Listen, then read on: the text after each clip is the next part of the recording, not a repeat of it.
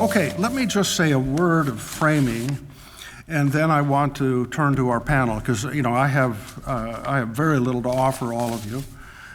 They have a lot to offer, so we should hear them. When I meet with people that don't have a background in national security, I always say that there are two dimensions of national security: capital N, capital S, national security, and small n, small s. Okay, capital security with lowercase, small n, small s. That's things like aircraft carriers and tanks, artillery rounds, training of your troops. That's small case national security.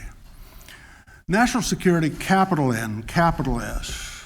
That's all about the strength of your economy, the vitality of your ideas industry, the quality of your workforce, the sense of cohesion and purpose in your society. Capital N, capital S, national security is about the creative impulse of an economy and the way in which it manifests itself and moves us forward so we can afford small n, small s. So that's the framing for today. Now, I want to start by asking each of these three experts,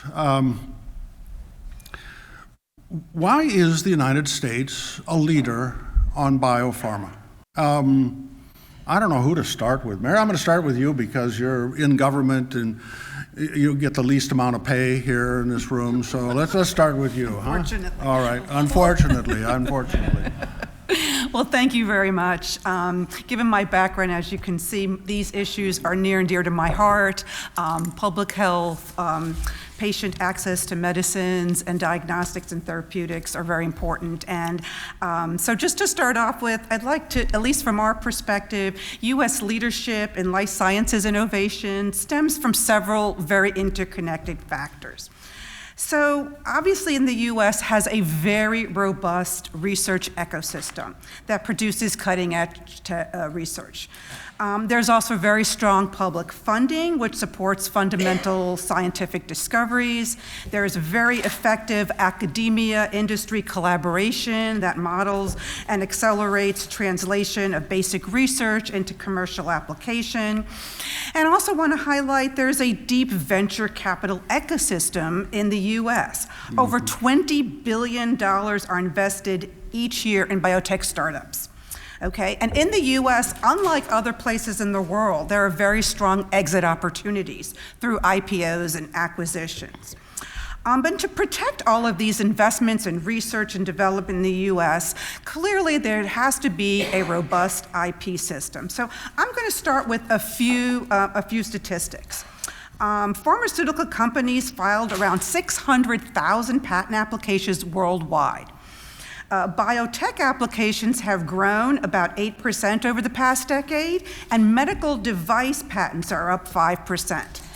The US leads the global economy in biopharmaceutical research with roughly 40% of the patenting activity. Europe accounts for about 25% of the global life sciences patenting. China is fast growing with about 15 to 20%, and Japan and Korea each contribute about 8 to 10% of global life sciences patenting.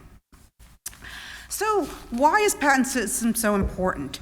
The US has such a robust patent system. In addition to ensuring that all areas of technologies are patentable, we also have patent term extensions, which are very important in the healthcare sector because due to the fact that many of these products have to go through regulatory approval, there are delays, so the US ensures that these delays, they're compensated for in their patent term life cycle. We have very robust patent enforcement mechanisms, and we have laws like Bayh-Dole that enables universities to patent federally funded discoveries. Another key component to the IP ecosystem that many people are not really familiar with is data exclusivity. And this is protection for the clinical and test data that is generated by the biopharmaceutical companies in order to get on the market. This is very different from patent protection.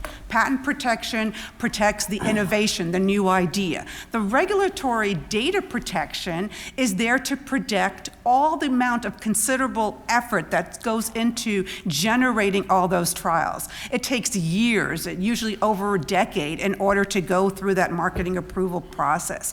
And it's kind of a little different because it's automatic. And it's very important, especially for biologics. Unlike small molecule drugs, you think of ibuprofen and acetaminophen, the patent protection is a little more secure for those class of compounds. But for biologics, which are large molecules derived from biological materials, they kind of differ. So the patent protection is kind of more narrow. So this is why when you have biosimilars, sometimes the patent protection isn't enough. So this is why data protection is very significant, especially to the biologic industries.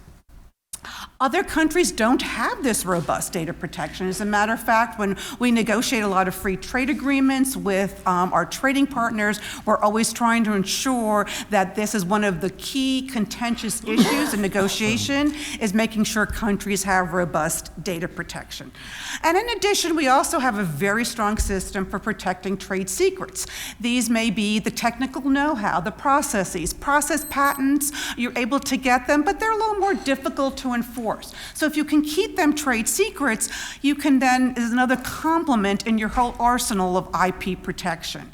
So IP protection, we feel, is so critical to the biopharmaceutical sector, like I said, especially with small and medium-sized enterprises and for startups.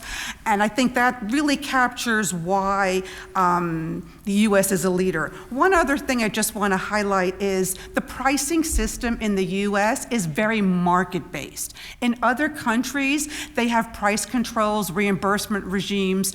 And so what happens is the U.S. winds up subsidizing a lot of the cost for the development of these pharmaceuticals due to these disparities in pricing regimes throughout the world. So I want to stop there. I have a lot more to say, but I'm going to turn it over to the other panel. Okay, I've got something I want to come back Okay, to, great. but maybe Patrick is going to be the guy best answer. Patrick, go ahead, please. Terrific. Thanks, Dr. Hamre. Great to be here with everybody. Really appreciate the invitation. We all wear a lot of hats. One of my hats is I'm a consultant advising the innovative industries at Kilbride Public Affairs. Another hat is I do some work as a policy fellow to help shape the IP environment, the policy environment at the Center for American Principles, an advocacy think tank. Today, I want to put on the hat that we all share as a patient. I mean, ultimately, we are all consumers of the healthcare system. Some of us have needs that are far more intensive, far more urgent than others. Others have needs that are not yet met by the state of the art in healthcare. And I think all of us, as patients, share the imperative to make new cures and therapies available at the fastest possible speed and at the lowest possible cost. And I really want to emphasize cost over what we normally hear in these types of conversations, which is price. Cost and price are different things. And when we focus on cost, we help to bring down prices. So I think any conversation about global leadership has to start with what we do at home. And so let me start with talking about 5 environmental factors that affect cost and then prices. So in the United States, I think generally does these things fairly well, or at least better than most other countries in the world. But I think you'll agree that we can do them better. The first factor is investment in research. We heard this morning about various sources of funding for early stage scientific research, for applied science, for product development and testing, for commercialization. There are many different avenues by which capital comes into this ecosystem each of them has different qualitative benefits associated with it. For instance, government funding of early-stage scientific research helps to advance knowledge that can later be applied as technology to solve specific technical problems. Government has an ability and perhaps a responsibility to direct early-stage scientific research into channels that produce outcomes that advance our national and economic and social security priorities as a country. So whether it's government or universities putting their skin in the game, individual researchers, we heard about private capital through venture investments, or whether it's public equity markets, we are all investing in research, and it's critical that every stakeholder play its part. Second, we want to have appropriate market incentives for addressing those difficult, I think it was Jennifer from Research America who spoke to this morning, those difficult areas of research for rare and orphan diseases where the economics might not quite work on their own. And what we've seen in the United States is we provide incentives in the form of greater, not subsidies usually, but greater certainty. Mary mentioned data exclusivity. What happens generally for a rare and orphan disease is that the innovator gets a period of data exclusivity that usually runs simultaneously with their patent term, but it helps to build that certainty in so they can look out and make that long-term, high-risk, capital-intensive investment in treating a rare or orphan disease. The ecosystem has been mentioned many times. What I think I want to emphasize today is how important it is that all of us in the community, in that ecosystem, support each other. So right now, it's absolutely imperative that all of us who understand this space are supporting the universities and their critical capability to do the early stage scientific research. But it's also important that we support our colleagues in government who work in technology transfer, who work to direct funds to those labs at the universities and in the national research labs that are carrying out the work. They need our help today. And business, let's be honest, business always needs our help. Is there a more stigmatized group in the world than the innovative pharmaceutical industry? It just boggles my mind that this life-saving industry is a target for so much hateful criticism. We have to stick together. The fourth point is regulatory efficiency. And I've started following this fitness guru, Pat Flynn. He talks about being a minimalist, which is so important in reducing costs, right? He says, two things we need, efficiency and effectiveness. Efficiency is doing things right, efficiency is doing the right things. Effectiveness is doing those things right. That's what we need to do in the regulatory space to make sure that we are driving compliance, proving that our products are safe and effective, but also streamlining the process to help get them to the market, reducing the cost of clinical trials, applying the latest technology to make sure that we can address these goals. And the fifth thing I'll mention is supply chains. Particularly relevant, I think, at the current moment when there's so much pressure to bring everything back to the United States. And there's a certain element to that, a certain logic to that, right? The more that we can do at home, the better in terms of making sure that every facet of our innovative industry is represented in the United States. We have to have the capability to make active pharmaceutical ingredients, and in fact, more than half of those are currently made in the United States. Many others are sourced from close allies in Europe. But supply chain resilience is not about doing everything at home. It's about having a diverse and dynamic supply chain environment where if there is a natural disaster in the United States, we have partners overseas who can help us and vice versa. That is part of having a resilient supply chain. So I want to focus on those 5 factors as ones that can help bring down costs and help us with this pricing debate. But then the other side of global leadership is working overseas. And Mary mentioned the pricing environment. I think there has been this misconception that American companies have pricing power overseas, that they can decide whether or not they want to be in a given market. That's really not true. And I think, again, here, is another point where in the ecosystem we have to help each other out. We have to recognize that our companies need the public sector's help, need the U.S. government's help in addressing these pricing differentials and the freeloading, quite honestly, that takes place overseas, because companies don't have a choice whether or not to provide cures to markets. First of all, there's the ethical responsibilities they have, and that should be first and foremost for any patient community. Second, there's restraints. They would be subject to antitrust accusations of cartel-like behavior if, as a group, they decided we're not going to serve certain markets because they're not paying a market price. And third, there's coercion. There's the problem that, under Article 5 of the Paris Convention, other countries can compulsory license and take away their intellectual property rights if they don't work the patent in that market. And so for all these reasons, the companies cannot do it on their own. They need the U.S. government as a partner, helping to bring foreign prices in line with market prices in the United States. That's going to reduce costs for everyone. That's going to help us be in a much healthier economic space. And then we can address all of the other really important issues around intellectual property protection globally, which are also a huge problem area, but that we'll get to that in a minute. Thanks, John. Thank you. Thank you, Patrick. Mark, before I turn to you, there's one thing that Patrick brought up. Everybody here, your blood sugar is going to tip you over into the sleepy category in just a minute after lunch. So I want to get this in. You talked about incentives, especially R&D incentives.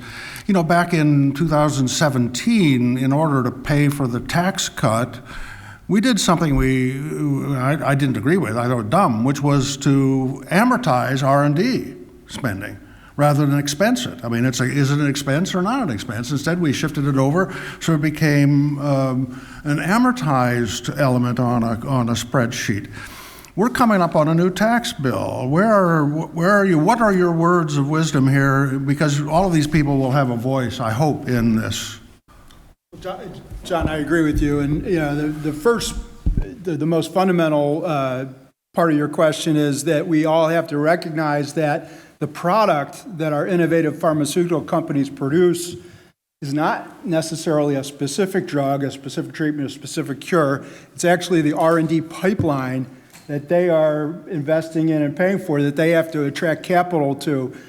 Dave Campos, an hour or so ago, spoke about parked capital. Capital that's sitting on the sidelines but not being used. Then there's a bigger universe of dormant capital that is not invested because our economy is not dynamic enough to liberate it. Again, this is an area where the United States does a better job than virtually everybody else, but we haven't quite got it right. And to your point about get the tax system right, that liberates capital, that helps to ensure it can be allocated to these high-risk activities. I just wanted to make a point. This is right in front of us. This is not an abstraction. This is not a theoretical thing. This is right in front of us. And we all ought to be, much leaning forward on this thing. Thanks, Patrick. Mark, we turn to you. Sure. So I'm a professor at the University of Akron School of Law, where I'm faculty director of the IP Policy Institute. For years now, I've talked to other countries about why they ought to improve their IP systems for the benefit of their citizens and national economies in the world. And let's talk about the U.S. a little bit that way. Let's consider the U.S. from that perspective. What have we done right, and why does it benefit our citizens? Yes, we're a biopharmaceutical leader, and that's great for us. Since 1997, the U.S. has produced more new medicines than any other country or region in the world. Great. We're the largest funder of biomedical research and development in recent decades, as much as 80% of the global R&D we're doing. Since 2000, we've accounted for almost half of the world's new drugs, and important for patients. In recent years, 40 to 60% of new drugs launched in the U.S. first. So that's great, right?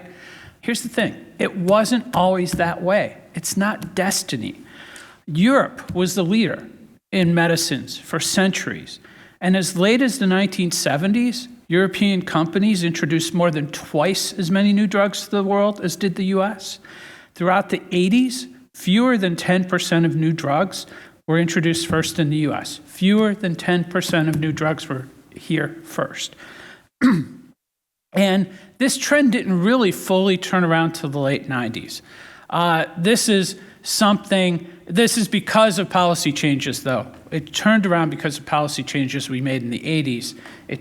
This is a trailing, development. This industry takes a while to change what it's doing.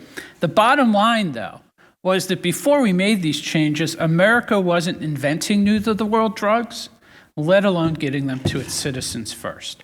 And so what changed? It's nothing special in the water here. We're not destined to be the leader. We're not smarter than other people. You see, the one thing that is the resource that every country has is the human mind. And we're all, as human beings, equally inventive and creative. What makes the difference is institutions. Does your country support innovation? Does it enable its citizens to invest in their creativity and innovation? Does it unleash them and enable them, or does it impede them and not support them?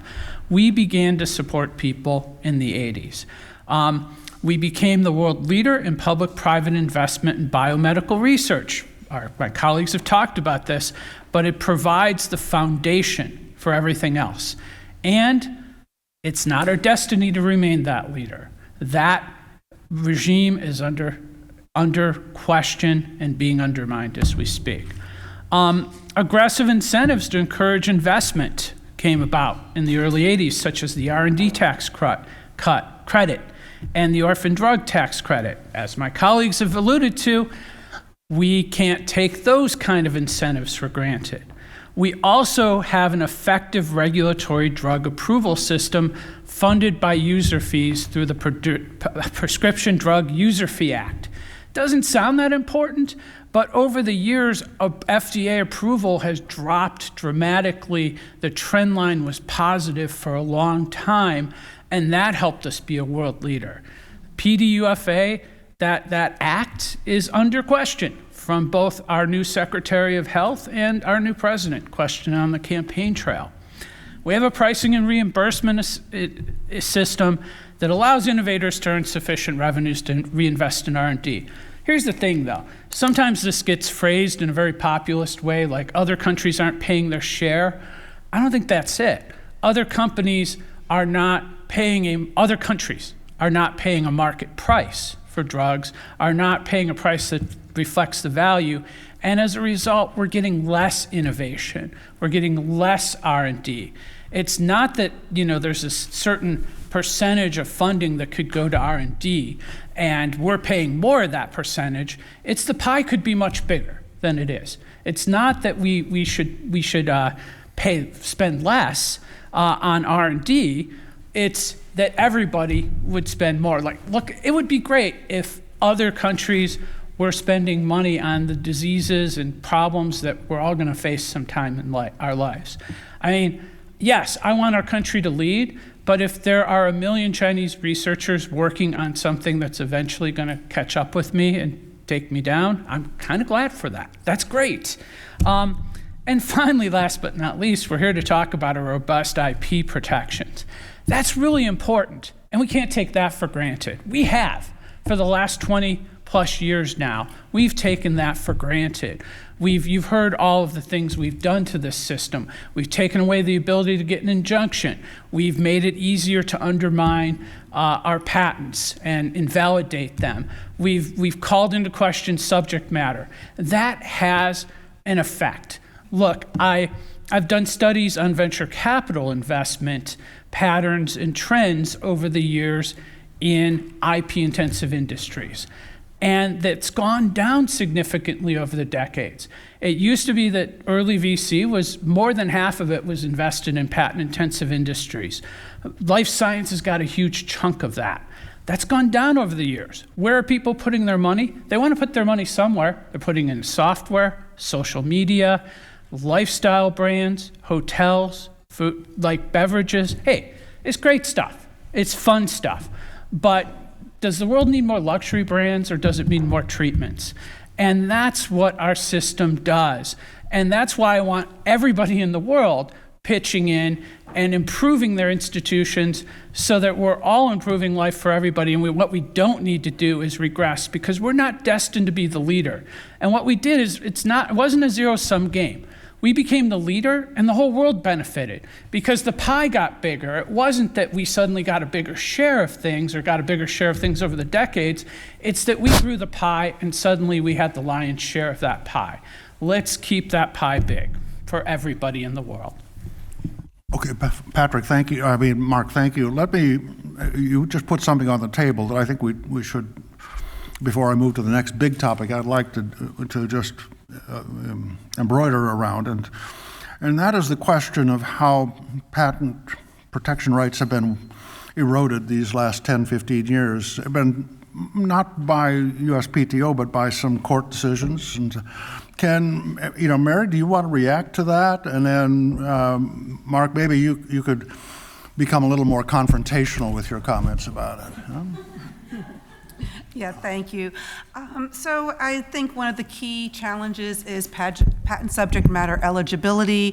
A lot of court decisions call into question what is eligible subject matter, especially with respect to natural products and especially diagnostics. And this really presents a challenge for this industry, which I think is really problematic. And if anything, I think that's something that I know we are talking about the USPTO. How do we really address the patent subject matter eligibility issue?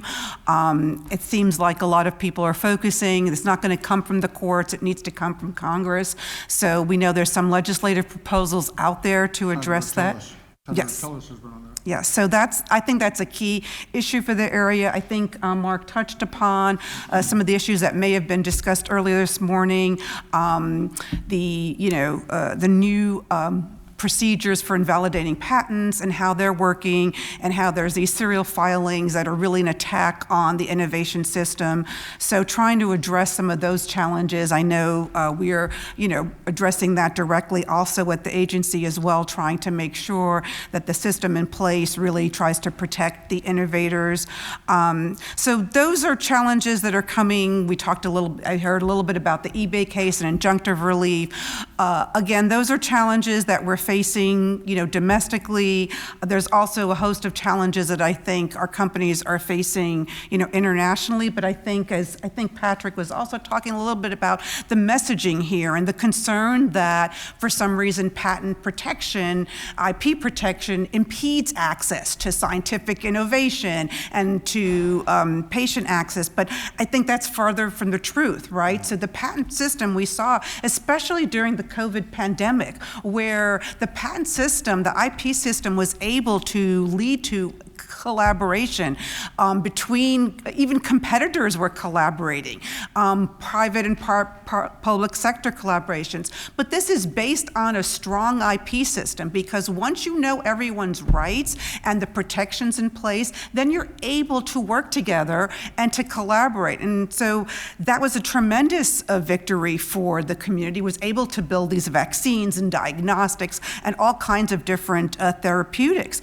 But yet during this whole crisis, the emphasis turned to whether IP rights should be waived and whether there should be a waiver. And the Biden administration, supported a limited waiver for vaccines, but that wasn't enough for some of the demandeurs at the WTO. They also wanted to have waivers for therapeutics and diagnostics, much broader. And so that was really going to undermine the IP system, especially because there wasn't really a lot of evidence to indicate that IP was the barrier. There was these logistical barriers, supply chain issues, regulatory and other trade issues. So here we had a system where the approach was the IP was the problem. And that's something that needs to be addressed, because IP is the facilitator. It enables, as I think Mark says, makes the pie bigger, right? So we want more innovation, more ideas. Patents doesn't make it a monopoly. It allows people to develop more treatments for diabetes or Alzheimer's or whatever the case may be. It allows you to build upon the different technologies and let that grow. So I mean, the goal is to have more information, disseminate that information, and have the IP system protect that information. So all of these threats are really challenges, and I think we can try to address the ones domestically. We're looking forward. As we're transitioning during this period, we've come up with this acronym. It's called RISE, and it's making sure that we respect IP rights. We have impeccable processes for examining our IP rights. We also want to make sure that the processes are simple and streamlined to have more efficiencies, and also to ensure enforcement of IP rights, which is really critical for the industry. John, can I pick up there for just a second? Mary said something that I think is just so important, which is IP as an enabler, not an incentive. We did talk about incentives. An R&D tax credit is an incentive. Subsidy of any kind is an incentive. That means an encouragement, a bonus, a reward. Incentives are discretionary. Intellectual property is a right, which makes it an enabler because it enables capital markets to deliver resources to these high-risk, capital-intensive areas. So this mindset has taken hold globally. We see that reflected in the TRIPS waiver that Mary mentioned, but it has also crept into the policy debate at home of IP as just a recognition, a certificate of achievement. That is not the case. IP is the enabler that enables investment, enables collaboration, enables commercialization, and it's critically important that all of us in this space who understand the urgent needs and the challenges of commercializing new technology really drive that point home with our political class. Mark. So I think one of the big problems with how we've approached the IP system in recent decades is the lack of understanding of what both Mary and Patrick have talked about, that IP is an enabler, that IP enables cooperation. You see, people focus on the health of the IP system as if we can find it by looking at litigation. And many big tech companies that don't place the same stock in IP, that don't value it the same way, that depend on their bigness, that depend on their market dominance, they don't like IP because IP stops them from doing what they want. And too often we focus on IP as something that stops people from doing what they want. And I know IP lawyers are even sometimes guilty of this, because if I say to a bunch of patent lawyers who litigate cases, IP is not really about litigation, they're thinking, well, it's paying for my kid's college, so yeah, litigation's great. But that's not where we measure the health of the IP system. We ask how many deals are getting done, how much cooperation is happening. So just to underscore something both my colleagues said, I did a big report called Unprecedented, the Role of IP in the Fight Against COVID-19. And in Unprecedented, what we were able to do is interview, as things were actually still happening, we interviewed chief IP counsel, manufacturing experts, and scientists from big pharma companies. And what we discovered were hundreds of agreements to collaborate and share technology. And it wasn't just because of COVID-19, although COVID-19 underlined it. But a great example of how IP enabled that kind of collaboration was when Pfizer and BioNTech started to work on their mRNA vaccine. What Pfizer told us is that in early March, 5 years ago, BioNTech came to them. They'd already been talking about other things, but BioNTech said, look, we have the technology to make this mRNA vaccine, but we can't manufacture it at scale. We don't have the knowledge to build a manufacturing process. We don't have the regulatory know-how. We don't have the sales know-how. And Pfizer said, yes, we should work together. At that point, just based on non-disclosure agreements and their confidence in their patents and trade secret protection, they started sharing vast amounts of information. It took them 3 more weeks to conclude their business arrangement, which was also at warp speed. Let's face it, business arrangements don't happen that fast. But it took them 3 more weeks to decide how to divide up the business relationships, the money, et cetera. But they were sharing information, and as Pfizer said, We know that without IP, BioNTech wouldn't have dared share that kind of information with a big company like us. But then the story continues, because Pfizer innovates tremendously with respect to its manufacturing process. It constantly is innovating and discovering more. And does it hold that information to itself? Does it hide that information about how to make mRNA vaccines? Clearly a very valuable technology. No, it teaches some of its biggest competitors how to do it. It spends time, like for example, there was a great Wall Street Journal article in August 2021 that talked about how Pfizer was scouring the world looking for partners. IP wasn't the impediment to them expanding vaccine production. The impediment was finding sophisticated partners who could deal with both the technological and regulatory requirements. And they went out and, for example, they worked with Thermo Fisher in Italy, and they spent 7 months teaching Thermo Fisher how to make the vaccine. They gave them thousands of pages of confidential documents. They sent a team of 20 people there to teach them how to make it. IP was not the impediment to expanding production. It was the ability to find people who could work with, and then Pfizer, relying in part on its IP rights and its business agreements, shared that know-how, knowing that they could protect it. See, IP facilitates cooperation like that. And that's what we want. That's what we should be looking for. And by those standards, the IP system's doing great.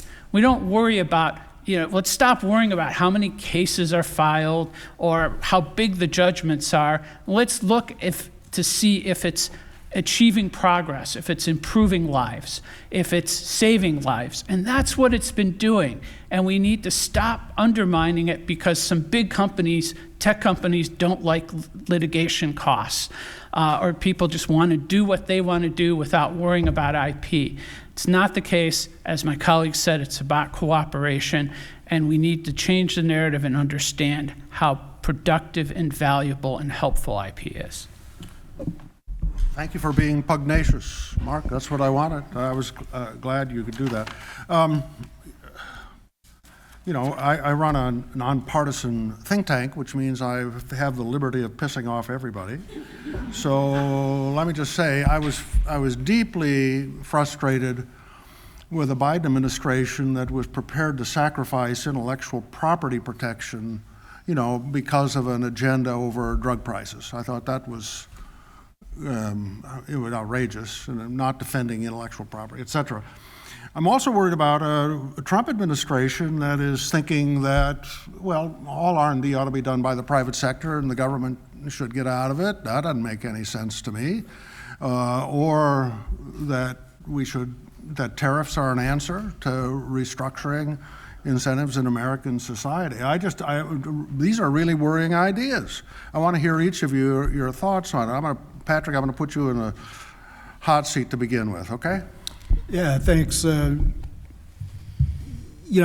think the debate over intellectual property has become quite skewed, quite distorted, and we see this at home, as Dr. Hamre said, in terms of the Biden administration's support for the TRIPS waiver on COVID vaccines at the World Trade Organization, which was approved by all countries. Where that debate has gone more recently is towards forced technology transfer and efforts to coerce private companies to do technology transfer wholesale with other countries around the world so that these technological solutions can be produced locally in the event of a crisis. And the problem with that is that it ignores how I think what we've talked about here, which is that when you have a strong intellectual property environment, when the rights of innovators are respected, technology transfer happens naturally and organically and continuously. When we talk about the ecosystem, we're talking about technology transfer. We're talking about governments and universities and startups and businesses large and small sharing pieces of their proprietary know-how so that they can collaborate. And then, in some extreme cases, we're also talking about Pfizer going overseas and sending that team of 20 and sharing thousands of pages and handing over the manual.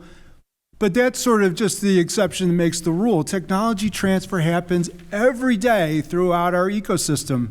And when other governments protect intellectual property at a high level and back up those rights with the political rhetoric that says you can have the legal certainty to invest here, then stakeholders in those countries can become part of that ecosystem. And there are many, many entry points into that ecosystem. You can do it through funding research. You can do it through hosting world-class universities. You can do it through facilitating participation by your citizens in clinical trials. You can do it by providing a world-class regulatory environment that says, come here and we will make sure we do the efficient and effective things to get your drug into our market. Forcing technology transfer, waiving IP commitments is exactly the opposite. It arrests the technology transfer that might take place otherwise. And so, John, it's just incredibly important that we rebuild this global consensus around intellectual property as a form of legal and economic infrastructure that enables more innovation, more collaboration, and eventually results in more local production on a global scale of those technological solutions. Mark? Sure. Yeah, so I share your concern. It's the Biden administration was leaderless on IP for a long time. Really jumped to embrace the proposed IP waiver at the World Trade Organization, and had a lot of really unfortunate ideas, like the Marchin proposals we talked about earlier today. But then the Trump administration looks good with respect to its early leadership, but as I said, it's undermining university funding, which is worrisome. It is embracing other aspects of an agenda that's going to hurt our ability to produce R&D. And ultimately, I think, as Patrick says, what we need is strong leadership, especially since this is an international panel. He's absolutely right that we need to be encouraging more voluntary tech transfer. Colleague and I did a study. We looked at 5 different pathways to getting tech transfer to start a biopharmaceutical industry. None of them were through coercion. We looked at Argentina, Brazil, Indonesia, Turkey, places you might not think actually would have that capacity, but they developed it. But it was through cooperative measures, through public-private partnerships, through expanding expertise, say from agricultural biotech into pharma biotech. It's possible for these countries to expand their manufacturing capacity, but it's a cooperative effort. But it's only going to happen with U.S. leadership. And unfortunately, I'm a little worried that if we take an insular and attacking position on this, if, for example, as has been rumored, we start to refuse to enforce Chinese patents or allow the Chinese to get patents, we're going to suffer the most because we're still the leader in the world. We're still the ones who rely on the IP system. We're still the ones who our economy is increasingly knowledge-based. And so we need a cooperative world order where people respect each other's IP rights, and we lead in encouraging people to respect IP rights, as we had really done for about over 20, 25, 30 years before the Biden administration started to turn that around. And so I hope we fix that trend. Mary? Thanks, Patrick and Mark. And I just want to highlight a few things that you talked about, one of them being a voluntary technology transfer. And I think one of the challenges with the the COVID waiver, which was nobody really utilized it, so it wasn't a practical problem, but it set a very, very bad precedent. Yep. And what that means is that it really questioned the voluntary nature of technology transfer, right? If someone else can just come and take it, it really put a highlight, it shed a light on the fact that this was up for debate. And that's a big problem because we saw that bleed into the WHO during their pandemic negotiations, where also under jeopardy was the voluntary tech transfer of technology. Parties did not want to agree to that. They didn't say it had to be voluntary. They wanted to leave that terminology out of it. So one thing I know we do want to be mindful of is ensuring that exactly what Patrick and Mark were saying, it has to be. It comes out of a natural, organic way of being voluntary, of sharing that information and getting something as a result of that voluntary transfer. So that has really come into question. Setting aside some of the funding issues, which I can't really address, but I will say that so far this administration is very concerned about what's happening with respect to forced technology transfer and involuntary technology transfer. So to make sure that, because that is a problem for our industry to go into other markets and require them to transfer some of their trade secrets or their sensitive business confidential information as just a vehicle to get market access in that region. So that's a huge market access problem. Obviously, there's an IP component to it as well, but it's really undermining the ability of U.S. companies to do business abroad. So that is something that I think is very important, to this administration. Yeah. Just to tie a little bow around this, I mean, I thought one of the greatest pieces of legislation in the last 50 years was Bayh-Dole, because what it did was it established a relationship between, public goods and private benefit, and it put a framework around it. And, we had, back in the 50s and 60s, probably 70% of all R&D spending was done by the government. None of it got into the marketplace until Bayh-Dole. And we finally had a framework that put a balance between, the public investment in knowledge and the private opportunity to develop products from that. And it was solid. It was there. And I think it's still a debate that we have to have. Nobody's framed it in the right way, in my view. This is about striking that appropriate balance. But I bring it up to say the crucial thing is that the government still has to spend R&D money on new ideas, because there are things the marketplace will not do because it doesn't have a revenue stream that's in scale with the cost in front of them. And so we all have to recognize it's just not important enough just to champion Bayh-Dole, and I'm right with you. We also have to champion government R&D. And your last, I'll let each of you have a final rebuttal here. Okay, great. I will say, because I love the point that I heard you making, which is, as my interpretation is, Bayh-Dole restored the natural right of the researcher to own their own work.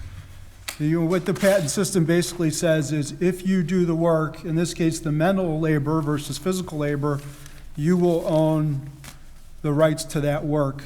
And it's not that you own the right to a cure for cancer, it's that you own the work that you did to create a mechanism that will allow a treatment for cancer. And others can do their own work to get that done as well. And and then they built in this patent disclosure requirement, which itself is a form of technology transfer that says you own your work, but because we recognize the outsized public good, public benefit from sharing knowledge, we're going to ensure that your property right is attached to an obligation to disclose.